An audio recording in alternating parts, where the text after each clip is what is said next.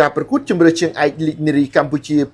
2026នឹងមានការប្រកួតពាក់កណ្ដាលសប្តាហ៍លើកដំបូងក្រោយមានការពន្យាពេលមួយចំនួន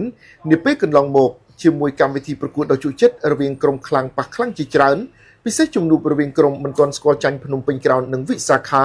នាថ្ងៃទី17ខែមិថុនាឆ្នាំ2026ស្អែកនេះក្នុងចំណោម4ប្រកួតដែលត្រូវប្រកួតដំណើរគ្នានៅថ្ងៃពុធនេះភ្នំពេញក្រោនជួបវិសាខាត្រូវបានចាត់ទុកជាជំនួបដ៏ធំដែលកំពុងទាក់ចិត្តអ្នកគាំទ្រត្បិតឆ្លងកាត់6ប្រកួតកន្លងមកក្រុមទាំងពីរមិនទាន់ស្គាល់ចាញ់រៀងៗខ្លួនពល6ប្រកួតរបស់ក្រុមការពារជើងឯកភ្នំពេញក្រោនឈ្នះទាំង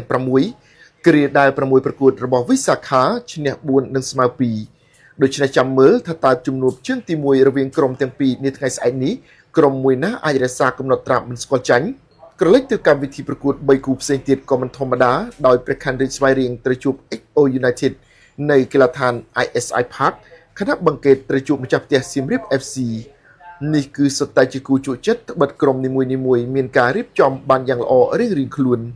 មួយប្រកួតទៀតក្រុមមិនទាន់ស្គាល់ឈ្នះមន្ទីរអប់រំយុវជននិងកីឡាខេត្តកំពង់ឆ្នាំងត្រូវជួបភ្ញៀវ Nagavel នៅកីឡដ្ឋានខេត្តកំពង់ឆ្នាំង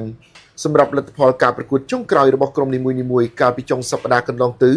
មុនជំនួបបង្ក្រប់កិច្ចជុំទី2នាថ្ងៃស្អែកនេះភ្នំពេញក្រោនបានយកឈ្នះមន្ទីរអប់រំយុវជននិងកីឡាខេត្តកំពង់ឆ្នាំង